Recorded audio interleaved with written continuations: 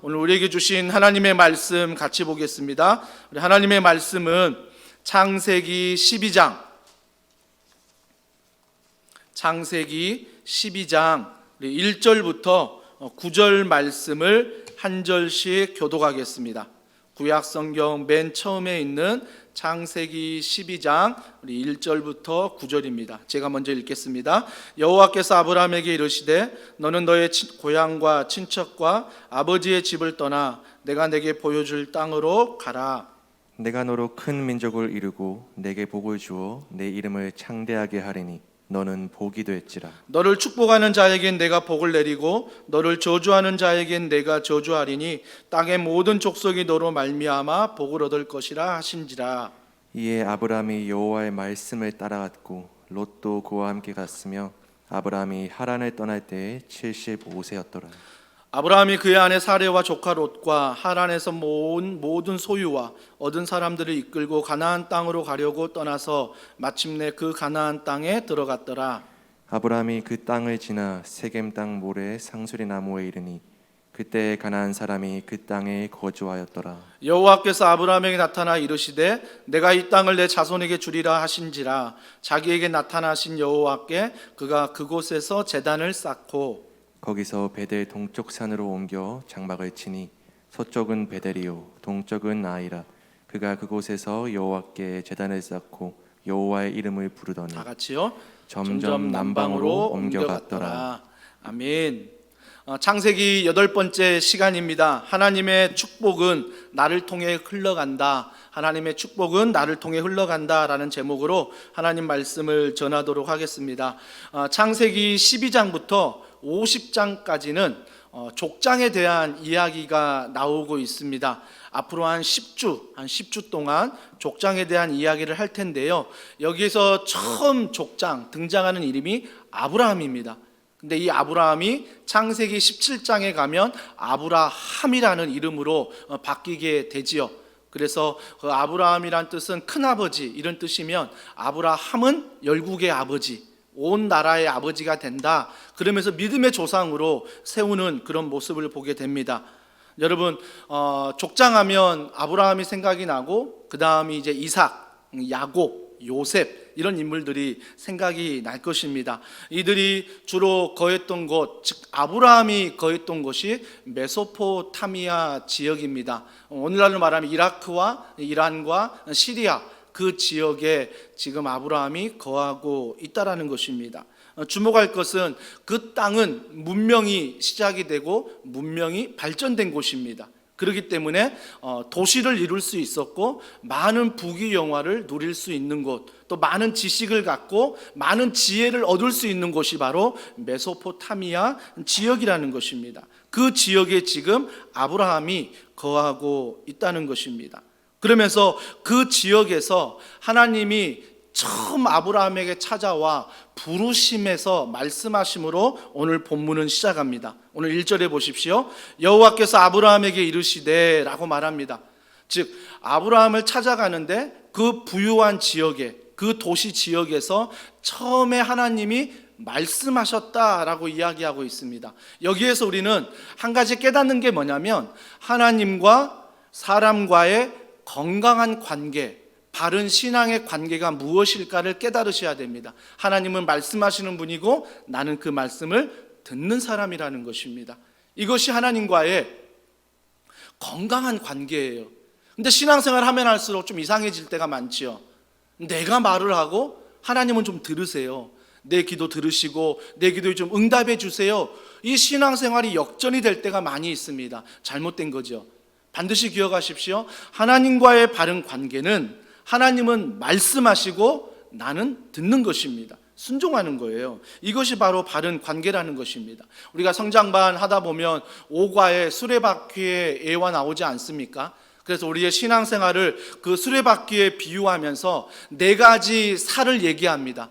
우리가 그 예수님과의 예배는 어떻게 드리고 있느냐, 기도는 어떻게 하고 있느냐, 교제는 어떻게 하고 있느냐, 또 전도는 어떻게 하고 있느냐, 이 모든 것 중심이 예수 그리스도예요. 예수 그리스도 안에 이것들을 어떻게 하고 있느냐 점수를 먹일 때 저도 이제 훈련할 때마다 체크해 봤거든요.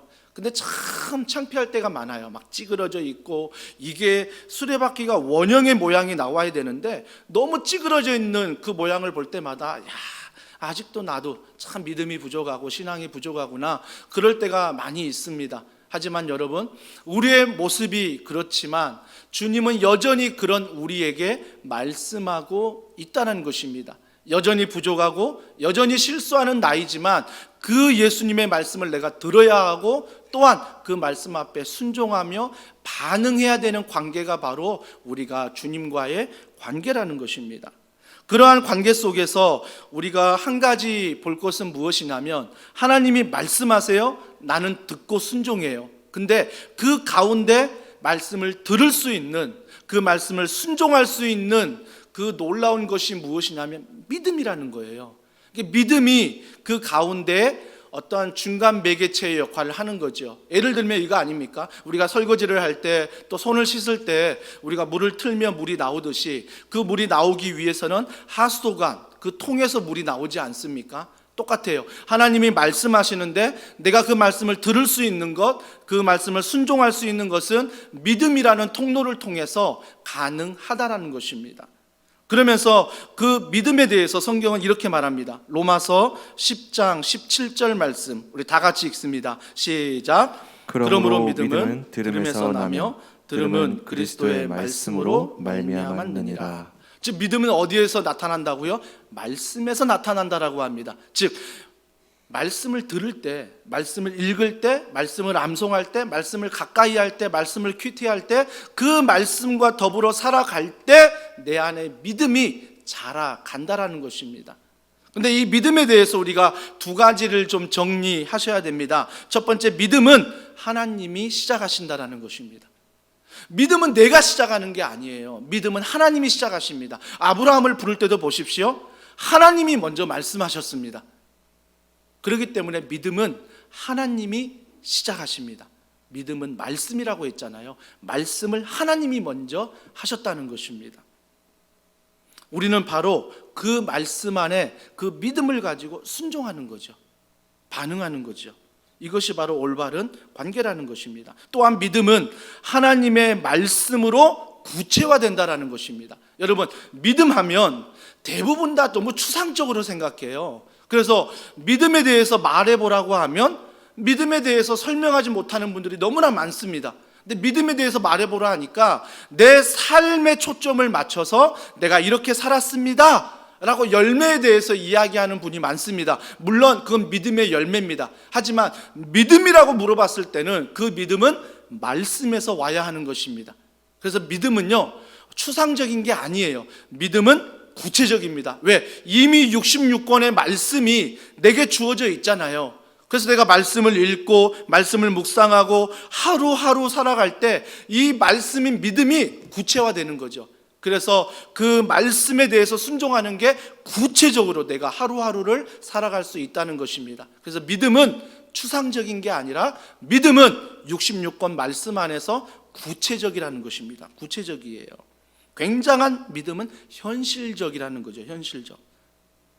그러면서 오늘 본문에 보니까 아브라함을 하나님이 부르십니다. 말씀으로 부르세요.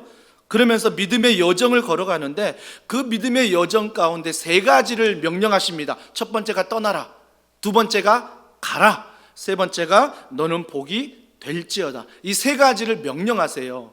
근데 여기에서 우리가 주목해야 될 것은 떠나라, 가라, 너는 복이 될지라, 이것도 중요하지만 명령을 하는 것입니다.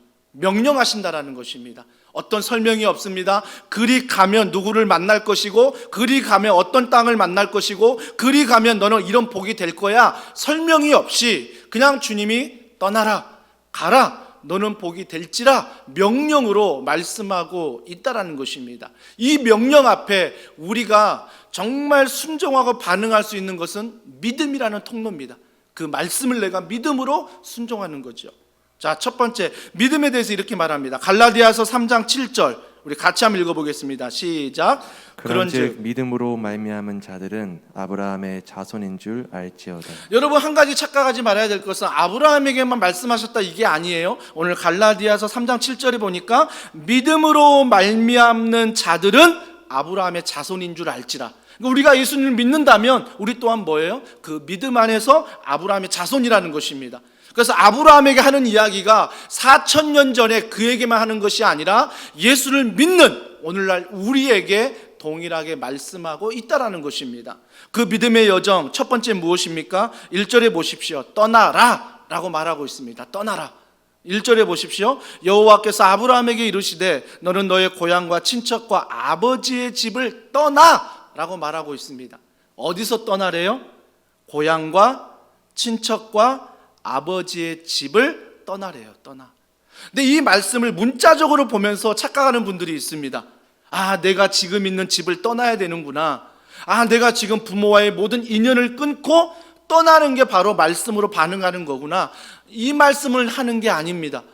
제가 서두에 말씀드렸듯이 아브라함이 지금 있는 곳 메소포타미아 지역은 문명이 발전된 곳입니다. 지혜가 있는 곳이고 또한 부유한 곳이었습니다. 주님은 그 가치관으로부터 그 생각으로부터 그곳으로부터 떠나라라고 말씀하시는 것입니다. 한마디로 내 마음의 중심이 어디에 있는지, 그래서 세상을 살아가면서 내 마음의 중심이 과연 하나님 앞에 있는지 아니면 세상의 그 메소포타미아 지역에 주는 가치관, 그 부함, 그 도시가 주는 매력적인 것, 그것에 있는지를 살펴보고 만에 하나 너의 마음이 그 세상적인 가치관에 있다면 그 가치관에서 떠나라는 것입니다. 아브라함에게 말씀하시는 거예요. 여러분 세상적으로 보십시오. 부유한 도시에, 지혜가 있는 도시에 사람들이 몰리게 되어 있습니다. 우리 또한 그곳으로 이사하고 싶고 우리 또한 자녀들을 그곳에서 양육하고 싶은 마음이 있습니다. 물론 그런 마음이 나쁘다고는 할 수 없습니다. 하지만 그 마음의 동기를 잘 살펴보셔야 됩니다. 그 마음의 동기가 하나님의 가치관이 아닌 철저히 세상의 가치관을 붙잡고 그런 결정을 걸어간다면 주님은 우리에게 믿음의 여정 가운데 걸어가라. 첫 번째가 떠나라. 그 세상적인 가치관으로부터 생각으로부터 떠나라 라고 오늘 말씀하고 있다라는 것입니다. 그러면서 이 떠나라 말씀하실 때 이 떠나는 게 뭔가 그러면 가치관이라고 말하는데 그 가치관을 어떻게 떠날 것인가? 누가복음 9장 23절입니다. 같이 읽습니다. 시작. 또 무리에게 이르시되 아무든지 나를 따라오려거든 자기를 부인하고 날마다 제 십자가를 지고 나를 따를 것이니라. 자기를 부인하래요. 내가 하나님의 가치관으로 살기 위해서 자기를 부인하라는 건 무엇입니까? 물론 세상에서 내가 지혜를 배우고 세상에서 경험하는 것들, 또 세상에서 내가 체험하는 것들 중요합니다. 하지만 그것들이 우선순위가 아니라는 거죠. 오직 하나님의 가치관, 말씀이 우선순위가 되어 말씀 안에 가치관을 가지고 말씀 안에 내 직장을 바라보고 가정을 바라보고 교회를 바라보고 모든 선택과 기준을 말씀 안에 바라보라는 것입니다.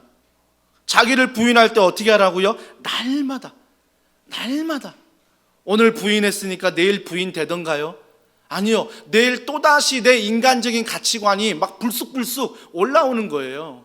오늘 말씀을 드렸지만 예배 후에 12시 한 20분 되면 또 이 문을 나서는 순간적인 세상의 가치관들이 제 안에 너무나 많은 자리를 차지하는 것들을 보게 됩니다. 그래서 뭐예요? 날마다 부인해라. 날마다 부인해라. 그걸로 인해 좌절하지 말고 나는 믿음이 없나 봐, 나는 실패자인가 봐 좌절하지 말고 날마다 부인하는 훈련. 그래서 세상의 가치관에 끌려가는 것이 아니라 하나님의 가치관으로 그것들을 보는 훈련들을 하라라고 말하는 것입니다. 그러면서 사도 바울을 통해서 이렇게 말합니다. 고린도후서 5장 17절입니다. 같이 읽습니다. 시작. 그런즉 누구든지 그리스도 안에 있으면 새로운 피조물이라. 이전 것은 지나갔으니 보라 새 것이 되었도다. 새로운 피조물이래요. 예전에 우리가 예수님을 만나기 전에는 세상의 가치관에 있었습니다. 메소포타미아가 좋았고 그의 부유함이 좋았고 그의 지식이 좋았습니다. 그게 전부였습니다. 그게 나의 기준이었고 그게 나의 가치관이었습니다. 하지만 사도 바울이 주님을 만난 다음에 뭐라고 말해요? 나는 새로운 피조물이라. 즉 세상의 가치관, 세상에 여전히 살아가지만 세상의 가치관이 나의 중심이 아니라 다 지나갔대요. 다 지나가고 나는 새로운 피조물이 되었다, 새 것이 되었다라는 것입니다. 이게 바로 떠나는 거예요.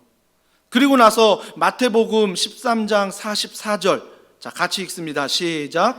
천국은 마치 밭에 감추인 보화와 같으니 사람이 이를 발견한 후 숨겨두고 기뻐하며 돌아가서 자기의 소유를 다 팔아 그 밭을 사느니라. 잘 아시는 말씀이죠.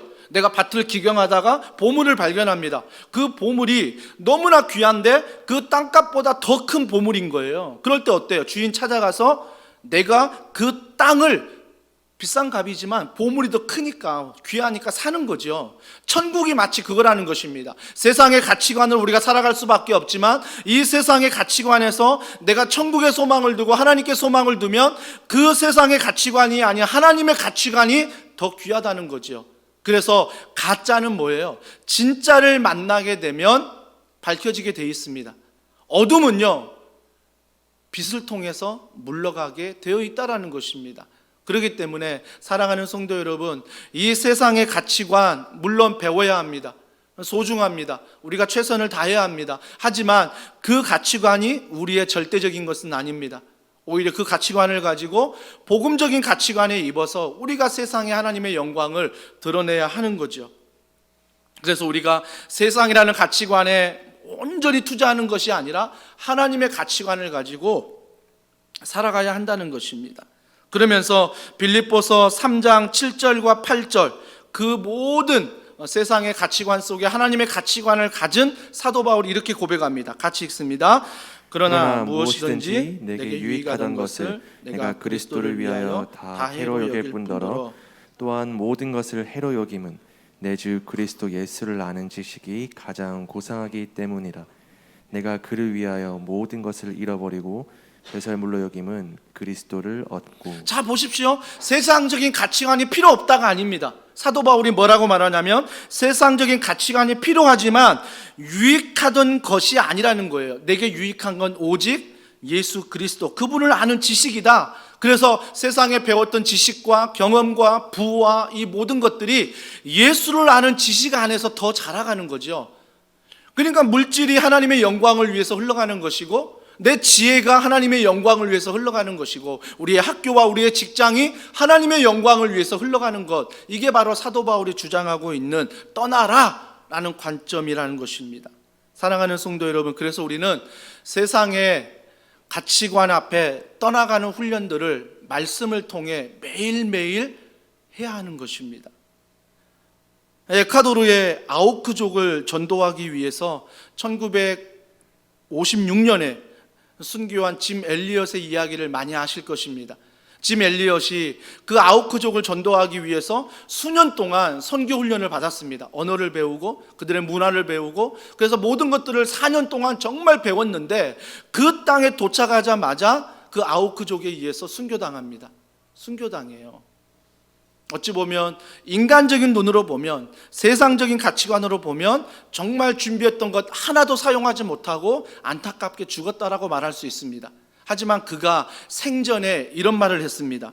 영원한 것을 얻기 위하여 영원하지 않는 것을 포기하는 것은 바보가 아니다.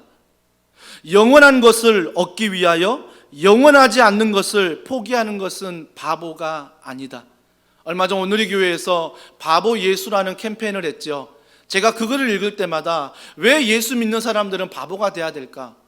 왜 예수 믿는 사람들은 지혜가 뛰어나고 학식이 뛰어나고 세상에서도 뛰어난 자리에 있어서 좀 영향력을 행사하면 좋은데 왜 자꾸 우리는 바보 예수를 주장할까? 바로 짐 엘리엇의 마음 아니겠습니까? 영원한 것을 얻기 위하여 영원하지 않는 것을 포기하는 것은 바보가 아닌 것입니다. 우리가 세상의 가치관 물론 중요하지만 세상의 가치관이 영원하지 않음을 알기에 그 세상의 가치관을 따라가는 것이 아니라 영원하신 하나님의 말씀, 그 믿음의 가치관, 그분의 세상의 은혜의 가치관을 우리가 가지고 나아가는 것, 이것이 바로 하나님이 원하시는 떠나라 라고 오늘 우리에게 말씀하시는 것입니다. 그렇다면 우리가 세상에 살아가지만 이 세상의 가치관을 떠날 때에 정말 하나님께서 오늘 아브라함을 통해 믿음의 여정을 시작한 것처럼 우리의 믿음의 여정은 시작된다라는 것입니다.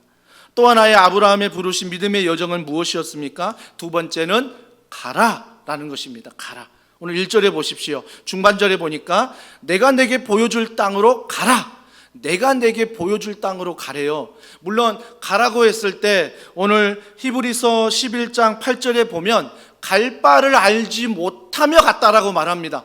갈 바를 알지 못하고 갔다라고 말하지만 오늘 본문에 보니까 그 가라는 건 뭐예요? 줄 땅이 있다는 것입니다. 또 뭐라고 말씀하십니까? 보여줄 땅으로 가라고 말씀하십니다. 주님의 말씀은 구체적입니다.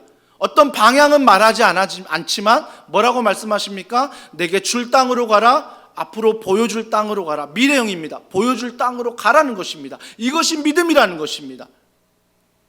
그래서 그 믿음에 대해서 우리가 어떻게 반응해야 되느냐. 때로는 하나님 앞에 믿음을 가지고 살아갈 때, 한 주간을 살아갈 때 방향을 모르는 분 많잖아요. 그때 우리가 이렇게 살아가야 됩니다. 자, 욥기 23장 10절 말씀 우리 다 같이 읽습니다. 시작. 그러나 내가 가는 길을 그가 아시나니 그가 나를 단련하신 후에는 내가 순금같이 되어 나오리라. 우리가 방향을 알지 못하지만 말씀을 정확하게 보면 하나님이 줄 땅이 있었다, 보여줄 땅이 있다라고 말씀하셨어요. 그러면 우리는 어떻게 걸어가야 됩니까? 오늘 욥기 23장 10절처럼 내가 가는 길을 그가 아시나니, 이게 믿음이에요. 줄 땅이 있다, 보여줄 땅이 있다, 이 믿음을 가지고 나아가는 것. 나를 단련하신 후에는 내가 순금같이 나아가리라, 이게 믿음인 거예요. 저는 종종 믿음을 생각할 때 엄마가 아이를 가지면 10개월 동안 몸속에서 잉태를 합니다.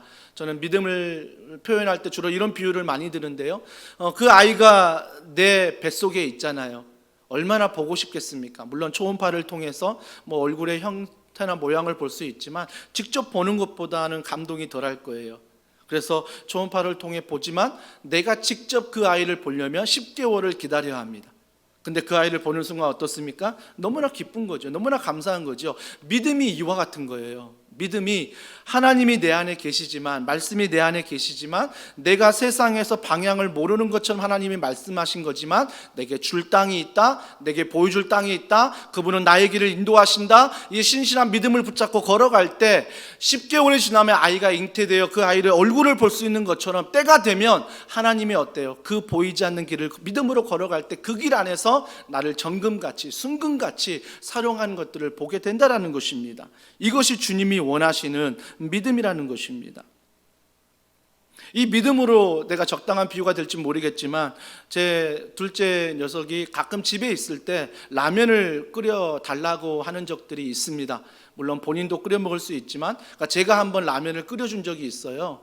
근데 라면을 끓이는데 그 오동통면을 굉장히 좋아해요. 그래서 지금 걔가 그걸 너무 많이 먹어서 그런지 너무 오동통해졌는데, 그래서 그 라면을 먹는데 또 자기만의 끓이는 법이 있나 봐요. 제가 끓일 때 물을 올리고 적당한 시간이 지나면 스프를 넣고 건더기를 넣어서 그리고 몇 번이 지나면 이게 끓여주는데 또 자기만의 또 생각이 있는지 자꾸 저한테 와서 아빠 빨리 스프 넣어야 돼, 아빠 지금 면을 넣어야 돼, 아빠 이제 면을 건져야 돼, 자꾸 옆에서 이런 얘기하는 거예요. 그러니까 저는 그때 그래요. 아니야, 기다려, 뚜껑 열지 마, 그럼 맛이 없어져. 그러면서 이제 제가 가르쳐 주는데 아이는 계속 불안한 거예요. 그러다가 이제 먹으면서 기쁨을 얻는 그 표정을 보면서 우리가 믿음이란 그런 나의 불안함, 나의 염려, 나의 근심이지만 우리가 하나님의 말씀을 들으면서 그분이 나의 길을 인도하신다는 것, 줄 땅이 있고 보여줄 땅이 있다는 것 믿는 것, 이게 믿음 아니겠습니까? 이게 바로 믿음의 또 훈련 아니겠습니까? 이 믿음에 훈련하면서 제가 또 한 가지 생각나는 인물이 있다면 그 인물은 바로 조카 롯입니다. 오늘 아브라함과 조카 롯이 등장하거든요. 4절에 등장합니다. 4절 이렇게 말합니다. 이에 아브라함이 여호와의 말씀을 따라갔고 롯도 그와 함께 갔으며 아브라함이 하란을 떠날 때에 75세였더라. 믿음의 아브라함의 모습을 볼 수 있는 단어가 무엇입니까? 아브라함은 뭘 따라갔습니까? 아브라함은 말씀을 따라갔습니다. 말씀을 정확하게 보십시오. 여호와의 말씀을 아브라함이 따라갔습니다. 근데 조카 롯은 무엇입니까? 조카 롯은 그와 함께 갔다라고 말합니다. 조카 롯은 하나님을 따라간 게 아닙니다. 그와 함께 따라갔습니다. 여러분, 조카 롯은요 동일한 복의 자리에 있었습니다. 아브라함과 같이 있었습니다. 아브라함과 축복의 여정을 같이 걷고 있었습니다. 하지만 그걸 듣는 것, 그게 보는 게 끝이었습니다. 아브라함의 하나님은 있지만 롯의 하나님은 없습니다. 즉 롯은 그냥 듣는 것으로 그냥 보는 것으로 만족했습니다. 이게 자기의 신앙생활이었어요. 그런데 아브라함은 뭐예요? 보고 듣고 그 말씀을 믿고 하나님 앞에 걸어갔다라는 것입니다. 그래서 아브라함이 하나님이 된 거지요. 근데 조카 롯은 하나님 말씀을 믿지 않았기 때문에 롯의 하나님은 기록되지 않았다라는 것입니다. 우리의 신앙생활을 돌아보십시오. 혹시 여러분은 어떤 하나님을 믿고 계십니까? 그래서 김현철 목사의 하나님, 또 우리 렌장님, 우리 순장님의 하나님, 또 우리 리더의 하나님, 또 누군가의 하나님, 우리 부모님의 하나님 혹시 믿고 있지 않습니까? 그러면 여러분의 믿음은 가짜라는 것입니다. 여러분의 진짜 믿음은 누군가의 하나님이 아니라 말씀의 하나님을 믿고 그 하나님이 나의 아버지가 되심을 알고, 그래서 내가 철저히 믿음으로 고백하는 것, 김현철의 하나님을 고백하며 말씀을 따라 걸어가는 것, 이것이 바로 진정 가라 명령하신 주의 말씀에 순종하는 것이라는 것입니다. 그러면서 우리가 반드시 기억해야 될 것은 아브라함의 부르심과 믿음의 여정 중에 마지막, 너는 복이 될지라 라고 2절에 말한다는 것입니다. 2절에 보십시오. 내가 너로 큰 민족을 이루고 내게 복을 주어 내 이름을 창대하게 하리니 너는 복이 될지라. 너는 복이 될지라 말하는데 그 앞과 그 뒤에서 어떤 복을 주실지를 이야기합니다. 자, 그 앞에 보십시오. 문맥을 보면, 자, 너는 복이다 라고 말씀하시면서 2절에 뭐라고 말합니까? 큰 민족을 이루고 내게 복을 주어 내 이름을 창대하게 하겠다. 이게 너의 복이다 라고 말하는 거예요. 그리고 나서 그 복이 될지라 말하면서 3절에 뭐라고 말합니까? 너를 축복하는 자에게 내가 복을 내리고 너를 저주하는 자에게 내가 저주하리니 땅의 모든 족속이 너로 말미암아 복을 얻을 것이다. 너는 복의 통로가 될 것이라고 말합니다. 즉 너는 복이 될 거야. 그러면서 너는 복의 통로가 될 거고 너는 이런 큰 민족을 이룰 거야 라고 구체적으로 복에 대해서 말씀하고 있다는 것입니다. 사랑하는 성도 여러분, 반드시 믿음으로 고백하십시오. 여러분은 축복의 통로입니다. 여러분은 하나님의 축복의 통로라는 것입니다. 하지만 이 사실만을 고백하지 마시고 그 이유에 대해서 믿으십시오. 말씀을 통해서 떠나고 말씀을 통해서 가고 말씀을 통해서 복이 되는 것, 즉 그냥 무대뽀로 믿는 게 아니라 말씀으로 걸어갈 때 우리는 복이 될 수 있다는 것입니다. 오늘 그 구체적인 예가 7절에 나오고 있습니다. 자, 7절에 보십시오. 여호와께서 아브라함에게 나타나 이르시되 내가 이 땅을 내 자손에게 주리라. 복에 대해서 말씀하셨죠. 자, 그 복이 무엇입니까? 하신지라 자기에게 나타나신 여호와께 그가 그곳에서 제단을 쌓고라고 말합니다. 여러분, 진정한 복은요, 하나님 앞에 예배하는 것입니다. 예배자로 살아가는 거예요.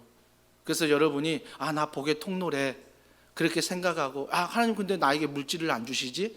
하나님 왜 나에게 건강을 안 주시지? 하나님 왜 나에게 이런 축복을 안 주시지? 이게 아니라 여러분이 하나님 앞에 말씀을 믿고 그 말씀 안에서 예배자의 삶을 한 주간 동안 직장과 가정과 내 삶을 통해 만나는 모든 사람을 통해 예배자로 살아갈 때 그것이 바로 진정한 하나님이 주시고자 하는 복이다라고 이야기하는 것입니다. 예배자의 삶이 어떻습니까? 예배는 바로 하나님 앞에 엎드리는 것, 하나님 앞에 절하는 것이 바로 예배입니다. 즉 정확하게 말하면 하나님을 갈망하는 거죠. 하나님을 소망하는 거죠. 하나님을 의지하는 것이고 하나님과 동행하는 것, 이것이 바로 예배라는 것입니다. 하지만 오늘날 많은 성도들이, 많은 세상의 사람들이 이 세상의 가치관을 붙잡고 살아가는 것이 예배로 착각합니다. 아니요, 그것은 예배가 아니라 가짜 예배라고 말합니다. 진짜 예배는 세상의 가치관이 내가 어디로 갈지 방향을 알지 못하는 그런 세상이지만 정말 그럴수록 말씀을 의지하고 말씀의 소망을 갖고 말씀과 동행하며 걸어갈 때 하나님께서 그 축복, 그 은혜가 그 예배자의 삶을 통해 직장과 가정과 여러분 이웃과 이 도시와 이 선교지에 흘러간다라는 것입니다. 주님이 주시고자 하는 축복은 바로 예배자의 삶이라는 것입니다.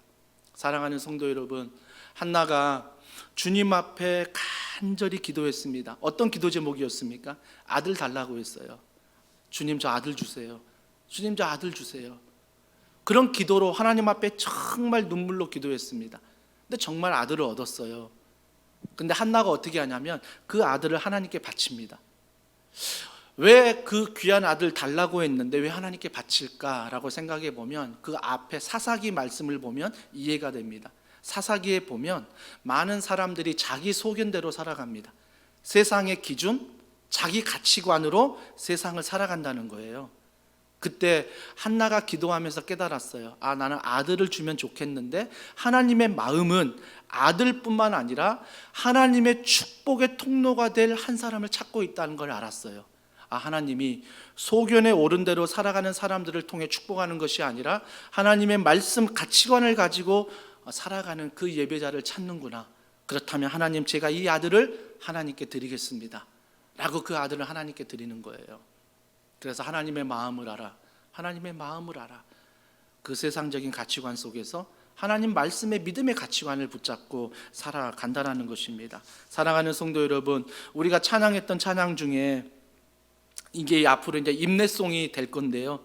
내 하나님 서신 발 앞에라는 찬양, 하늘 보좌란 찬양 중에 후렴구에 이런 가사가 있습니다. 오 하나님, 그 빛난 얼굴 배우며 두 손 들고 나아가리. 찬송과 존귀와 영광과 능력을 그 하늘 보좌 위에 주님께. 이게 예배자의 모습이에요. 교회에서만이 아닌 직장에서, 여러분 가정에서, 여러분 누구를 만나든 누구와 호흡하든 신앙의 가치관이 없는, 세상의 가치관이 있는 그 자리에 있을지라도 오 하나님, 내가 주님의 얼굴을 배우며 내가 주님 앞에 두 손을 들고 이 시간 나아갑니다. 내 직장과 내 가정과 내 모든 삶을 통해 찬송과 존귀와 영광과 능력을 그 하늘 보좌, 그 주님 앞에 드리는, 이것이 바로 예배자의 삶이라는 것입니다. 하나님이 이 예배자를 통해서 세상을 축복하길 원하고, 이 예배자를 통해서 하나님이 이 교회를, 여러분의 가정을, 여러분의 직장을 축복하기를 원하십니다. 그래서 믿음으로 선포하십시오. 나는 축복의 통로이다. 하지만 단서를 다십시오. 말씀으로, 믿음으로, 하나님의 가치관을 가지고 이 세 가지를 붙잡을 때 나는 하나님의 축복의 통로로 살아갈 수 있다라는 것입니다. 이번 한 주간 이런 은혜가 여러분 삶 가운데 있기를 주님의 이름으로 축복합니다. 우리 이 시간 함께 찬양합니다. 우리 함께 찬양할 때 주가 보이신 생명의 길, 나 주님과 함께, 우리 이 시간 말씀을 기억하면서 이 찬양 주님 앞에 올려드리겠습니다.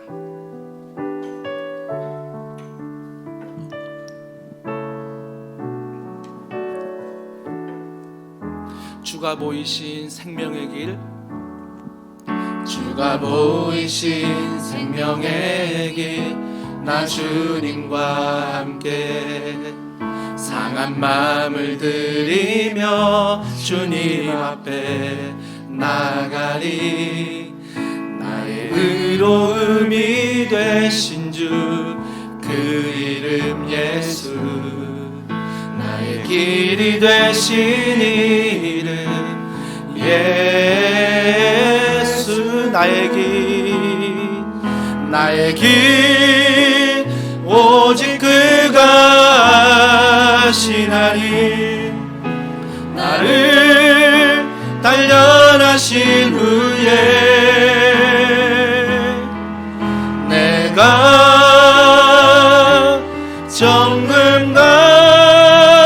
정금같이 나오리. 나의 길 오직 그가 하시나니. 나를 단련하신 후에 내가 정금같이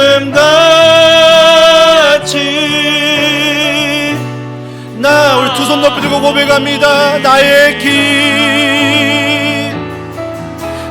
길 오직 그가 하시나니. 나를 단련하신 후에 내가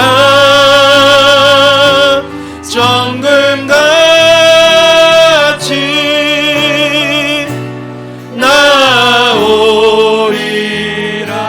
시간에 기도합니다. 가슴에 손을 올리시고 한 주간 얼마나 답답하셨습니까? 한 주간 얼마나 근심하고 염려하며 한 주간 얼마나 힘드셨습니까?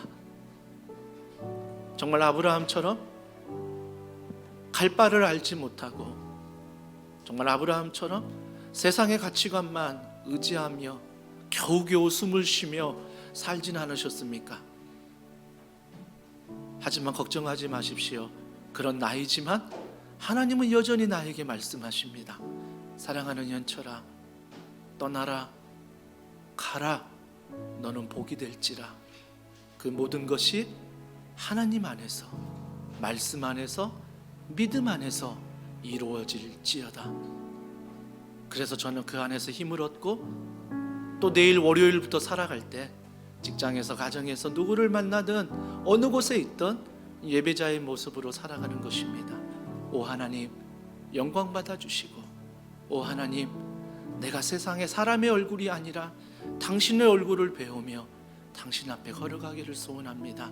주여, 그런 나를 통해 그 도시가, 이 나라, 이 민족이, 우리의 가정이, 교회가 복을 받게 하여 주시옵소서. 우리 간절한 마음으로 기도하겠습니다. 하나님 아버지, 오늘도 축복의 통로로 나를 부르시고